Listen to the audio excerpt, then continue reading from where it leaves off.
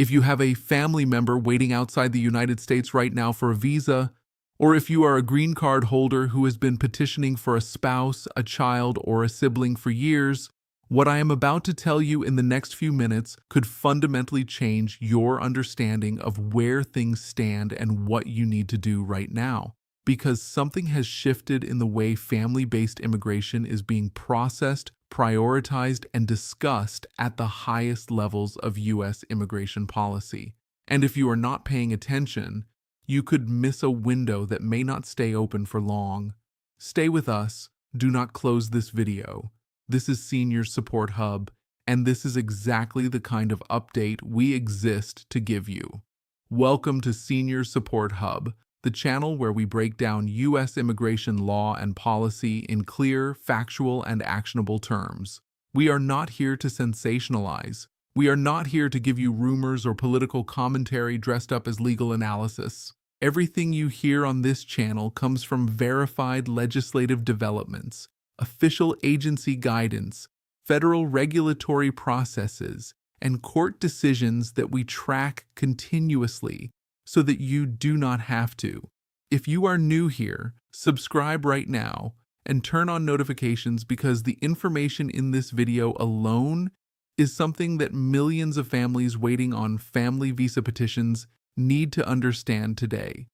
Now, let's get into exactly what is happening, why it matters, and what you need to do about it.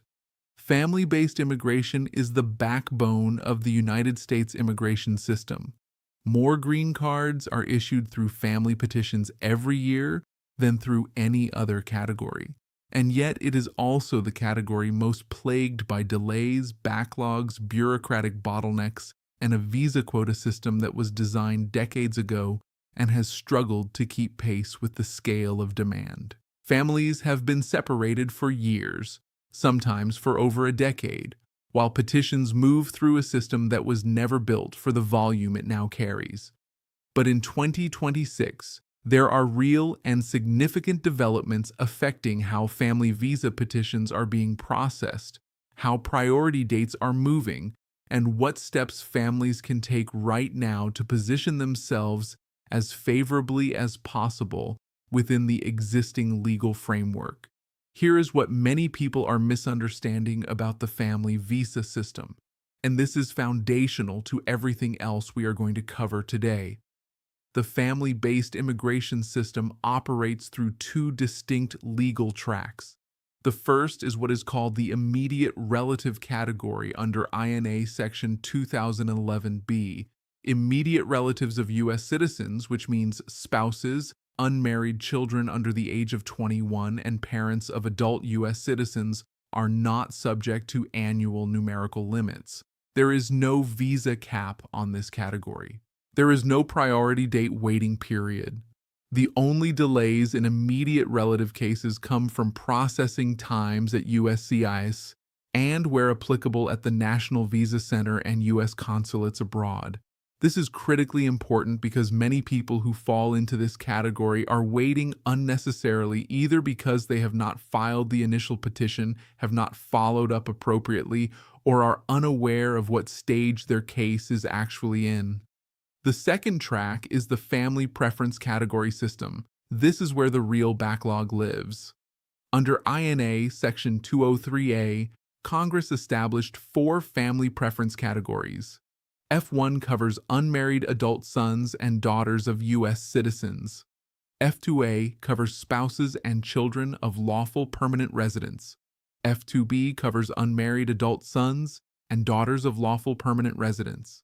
F3 covers married sons and daughters of U.S. citizens, and F4 covers brothers and sisters of adult U.S. citizens. Each of these categories is subject to an annual numerical cap. And because demand for these visas, particularly from countries like Mexico, the Philippines, India, China, and El Salvador, far exceeds the annual supply, beneficiaries must wait for what is called a priority date to become current before they can take the final steps toward receiving their visa.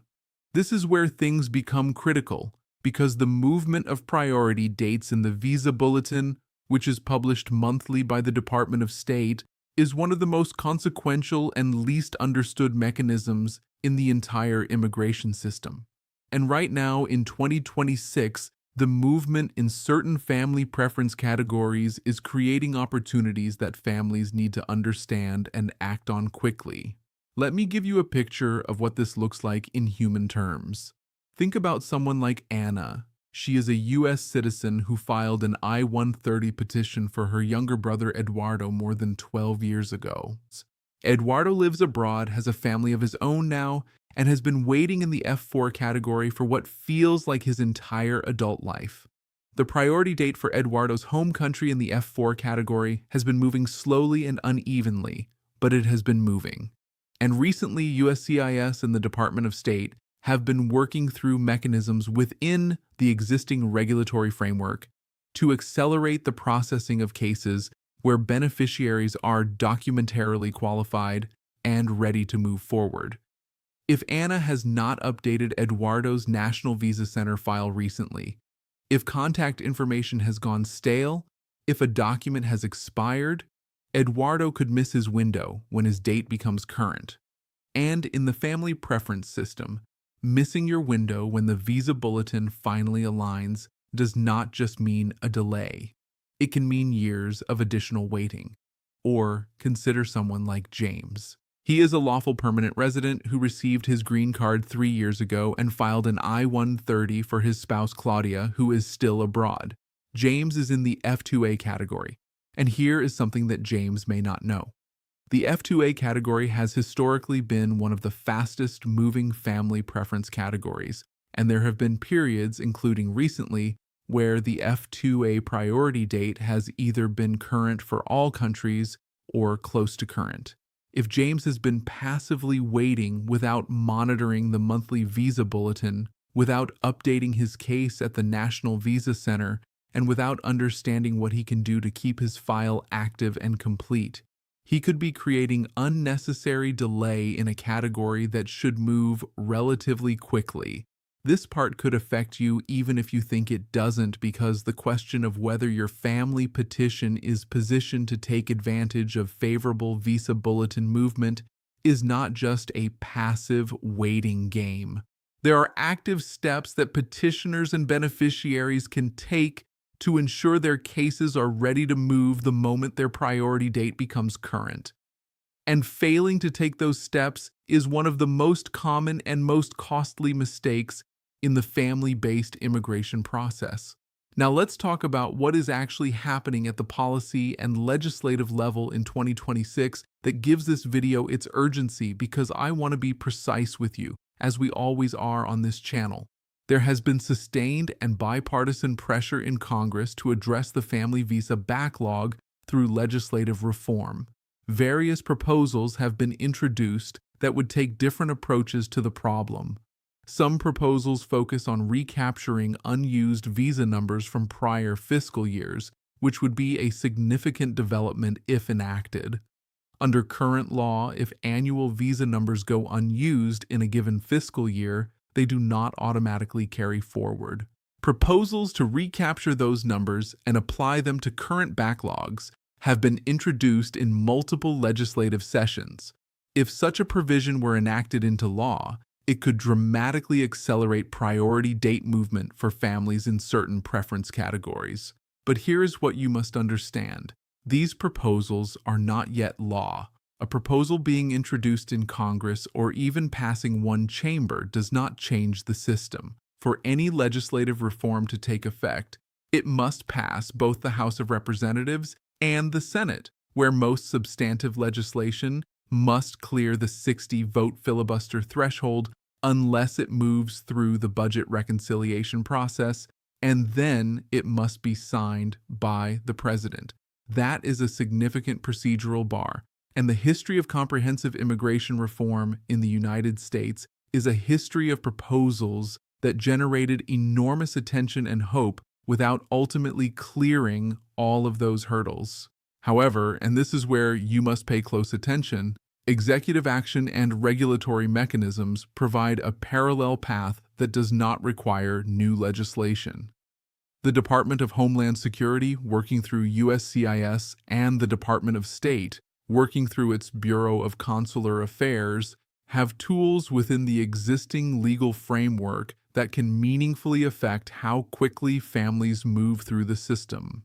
The monthly Visa Bulletin itself reflects decisions made by the Department of State about how aggressively to advance priority dates. USCIS has policy discretion in how it allocates adjudication resources, and both agencies operate under appropriations from Congress that affect staffing levels, technology investments, and processing capacity. In 2026, there are operational changes at USCIS that are affecting processing times in ways that both help and complicate family visa cases. On one hand, certain field offices and service centers have made measurable improvements in processing I-130 petitions. On the other hand, interview requirements that had been waived in certain categories during prior administrations have in some cases been reinstated, adding steps to the process that previously moved more smoothly. And consular processing, which affects beneficiaries abroad, remains constrained by appointment availability at U.S. embassies and consulates, many of which are still working through appointment backlogs that accumulated during the COVID-19 pandemic and have not fully resolved. But here is a serious catch you need to understand. There is a specific mechanism in the family-based system called Visa Bulletin Cutoff Date Management, and it can work against families who are not paying attention. The Department of State publishes 2 sets of dates in the monthly Visa Bulletin: the final action dates chart and the dates for filing chart. In months when USCIS determines there are sufficient visa numbers available, it allows applicants to use the more favorable dates for filing chart to submit certain adjustment of status applications. This means that in some months, you may be able to file your I-485 application to adjust status to permanent resident before your final action date is technically current. This is an important tool, but it is only available in certain months for certain categories, and USCIS announces which chart is operative each month on its website. Missing a month when filing is authorized, particularly in slower-moving categories, can add significant time to your case. This is where things become critical for your immediate action plan. Because understanding the Visa Bulletin and knowing how to read it is not optional if you have a family member in a preference category. It is one of the most valuable skills you can develop as someone navigating this system. Let me now walk you through exactly what you should be doing right now, regardless of where you are in the family petition process. If you are a U.S. citizen or lawful permanent resident who has not yet filed an I-130 petition for a qualifying family member, file it now. The priority date that USCIS assigns to a family preference petition is the date the petition was received. Every month you delay filing is a month added to the front of your family member's waiting period. The I-130 itself does not cost you the immigration journey. It simply establishes the priority date. And in categories where waiting periods are measured in years or even decades, that date is everything. If you have already filed an I-130 and your case is pending or approved and waiting at the National Visa Center, log into the NVC's CAC portal and verify that your case is documentarily complete. Confirm that all required civil documents have been submitted and accepted, that your affidavit of support is current, and that your contact information is accurate. Cases that go dormant at the NVC because of outdated contact information or incomplete documentation can be administratively closed, meaning they effectively disappear from the active queue. Reopening a closed case requires additional time, additional steps, and in some cases, legal intervention. If your priority date is close to becoming current based on the most recent Visa Bulletin, or if it has recently become current, contact the NVC or your attorney immediately. Do not assume the system will automatically advance your case.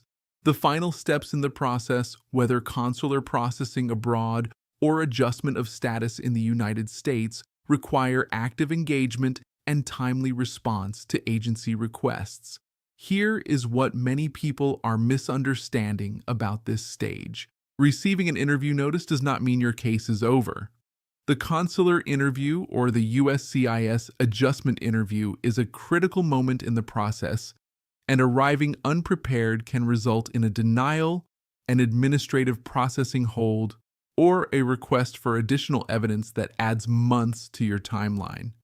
Prepare for your interview with the same seriousness you would bring to any consequential legal proceeding. Review your petition. Organize your documents.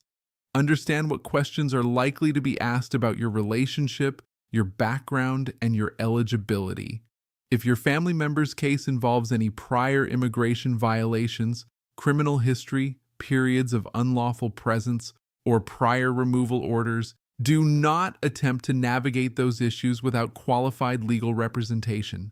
Inadmissibility grounds under INA Section 212 are numerous and complex.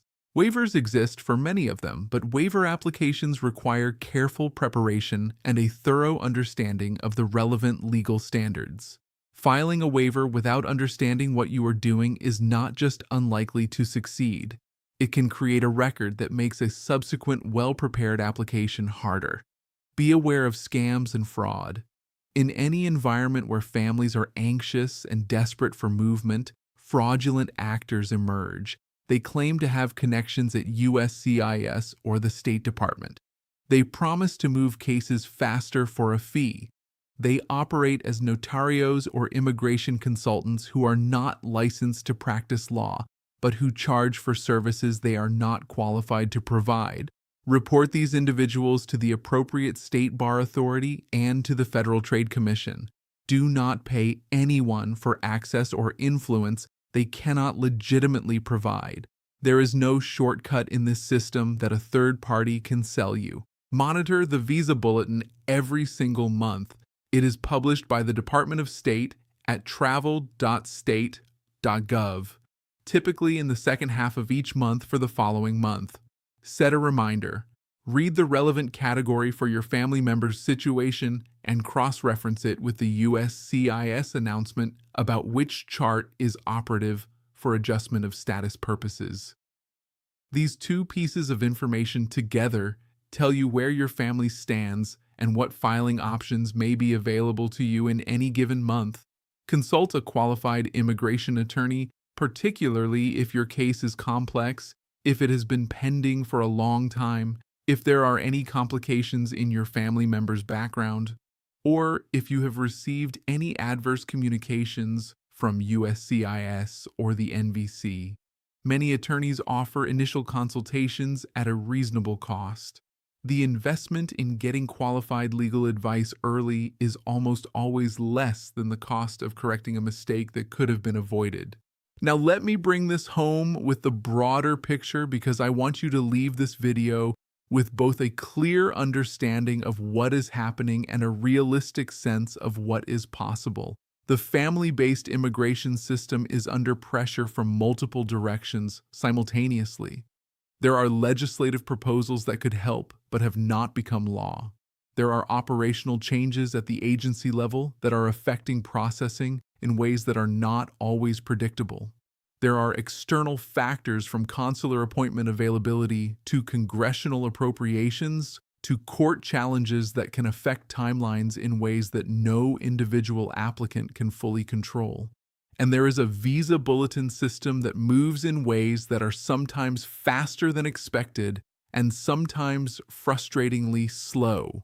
What you can control is your own preparedness. You can control whether your petition is filed. You can control whether your NVC file is complete. You can control whether you are monitoring the Visa Bulletin and understanding your options each month. You can control whether you have qualified legal representation when you need it, and whether you are avoiding the mistakes that cause unnecessary delays. And you can control whether you are staying informed through reliable, accurate sources rather than rumors, social media speculation, or advice from people who do not understand the law. However, this protection is not permanent. The favorable conditions that exist in certain family preference categories right now, the priority date movements, the filing opportunities, the operational improvements at certain offices can change. Policy changes, political environments change, agency priorities shift. What is available to you today may not be available in the same form 6 months from now. That is not a reason for panic. It is a reason for action. Your family is worth fighting for. The years of waiting that so many families have endured are a testament to that. And the families that navigate this system most successfully are the ones who stay engaged, stay informed, and take deliberate action based on accurate information rather than waiting passively and hoping the system will take care of them. If you want accurate, fast, and reliable immigration updates, subscribe to Senior Support Hub right now and turn on notifications. Immigration policy is changing rapidly, and staying informed is no longer optional. It's essential. If this video gave you clarity on something you have been confused about, please give it a like. It costs you nothing, and it helps us reach more families who need this information. Drop a comment below telling us what family preference category your case is in or what stage of the process you are at. We read every single comment, and your questions directly shape the content we create. And please share this video with your family members, with your community, with anyone who is waiting on a family visa petition and does not understand the full picture. Sharing this information could change someone's timeline in a way that changes their life. This is Seniors Support Hub.